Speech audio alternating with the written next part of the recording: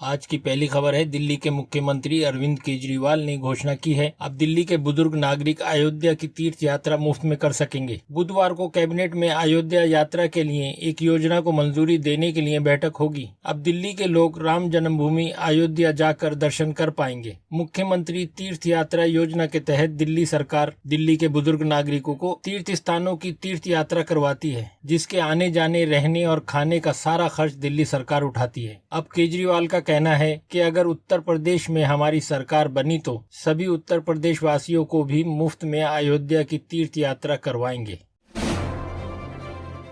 अगली खबर है, मुंबई में रहने वालों के लिए एक बड़ी खुशखबरी है। मुंबई की लाइफलाइन कही जाने वाली मुंबई लोकल ट्रेन एक बार फिर से पूरी क्षमता के साथ पटरी पर दौड़ने लगेंगी। जानकारी के मुताबिक 28 अक्टूबर से मुंबई लोकल ट्रेनें पूरी यात्री क्षमता के साथ चलेंगी। जो भी यात्री इन लोकल ट्रेनों में यात्रा करेंगे उनको पहले की ही तरह कोरोना गाइडलाइंस का पालन करना होगा। बता दें कि पिछले कुछ दिनों में इन लोकल ट्रेनों में यात्रियों की संख्या बढ़ी है, जिसे देखते हुए 100% क्षमता के साथ चलाने का फैसला किया गया है। अगली खबर है, मुंबई क्रूज ड्रग्स पार्टी मामले में शाहरुख खान के बेटे आर्यन खान की मुश्किलें अभी कम नहीं हुई हैं। उनकी जमानत अर्जी पर 25 अक्टूबर को मुंबई में हाई कोर्ट में सुनवाई हुई, जिसमें उन्हें जमानत नहीं मिल सकी। अब जमानत की अर्जी पर 27 अक्टूबर को दोपहर 2:30 पर सुनवाई होगी। आर्यन और अरबाज की जमानत को लेकर आज बहस पूरी हो गई है। अब 27 अक्टूबर को जमानत अर्जी पर सुनवाई होगी।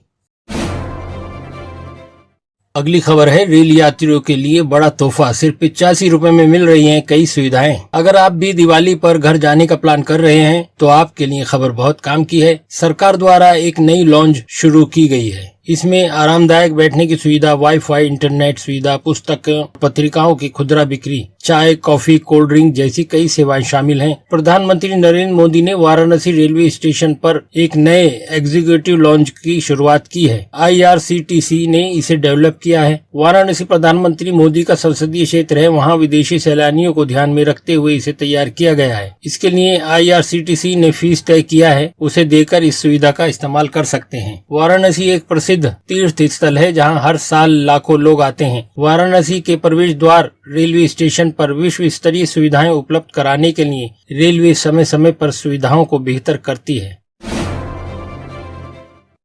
अगली खबर, मौसम को लेकर भी एक बड़ी रिपोर्ट सामने आ रही है। इस रिपोर्ट में बताया गया है कि इस बार उत्तर प्रदेश में कड़ाके की ठंड पड़ेगी और जनवरी फरवरी के महीने में तापमान औसत से 3 डिग्री नीचे तक गिर सकता है। दरअसल प्रशांत महासागर में ला नीना पैटर्न्स के असर की वजह से मौसम में यह बड़ा बदलाव देखने को मिलेगा। एक रिपोर्ट के मुताबिक उत्तर भारत के कुछ राज्य में जनवरी और फरवरी के महीने में इस बार जरूरत से ज्यादा ठंड रहेगी। तापमान में इस दौरान एक बड़ी गिरावट दिखेगी। तापमान 3 डिग्री तक नीचे जा सकता है। इसके अलावा ला नीना का असर अभी से भारत में दिखने लगा है, क्योंकि बीते कुछ हफ्तों में देश में कई राज्यों में भारी बारिश हुई है। रिपोर्ट के मुताबिक भारी बारिश और मानसून की वापसी में देरी, इन दोनों का संबंध सीधे तौर पर ला नीना मौसम पैटर्न से ही जुड़ा है। दुनिया भर के मौसम एजेंसियों ने सामान्य से कम तापमान की चेतावनी जारी की है।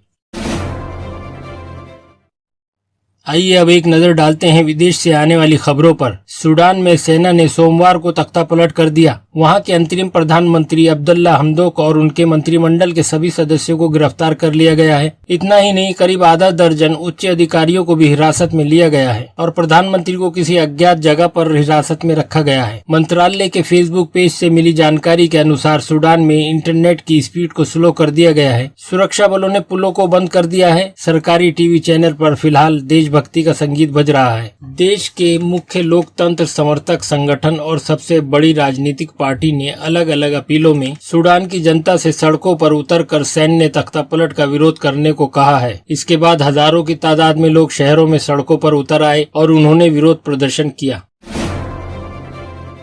अगली खबर है, रूस और ब्रिटेन में कोरोना के मामलों में तेजी से बढ़ोतरी देखी जा रही है। ब्रिटेन में कोरोना के डेल्टा वेरिएंट में हुआ बदलाव महामारी की गंभीरता का एहसास करा रहा है। जॉन हॉपकिंस यूनिवर्सिटी के अनुसार दुनिया भर में कोरोना संक्रमण के मामले 24 करोड़ 36 लाख को पार कर गए हैं और महामारी में मरने वालों की संख्या 49 लाख से अधिक हो गई है। एक समाचार एजेंसी की रिपोर्ट के मुताबिक अमेरिका अभी दुनिया में सबसे अधिक मामलों और मौतों के साथ सबसे ज्यादा प्रभावित देश बना हुआ है। रूस में सोमवार को कोरोना के 37,930 नए मामले सामने आए, जो महामारी की शुरुआत के बाद से सबसे अधिक संख्या है। महामारी की बिगड़ती हालत का अंदाजा इसी बात से लगाया जा सकता है कि देश में लॉकडाउन लगाने की नौबत आ गई है। राष्ट्रपति ने लोगों से 30 अक्टूबर से 7 नवंबर तक काम पर नहीं जाने को कहा है। रूस में एक लंबा अवकाश होगा, जिससे मामलों में कमी आने की उम्मीद है।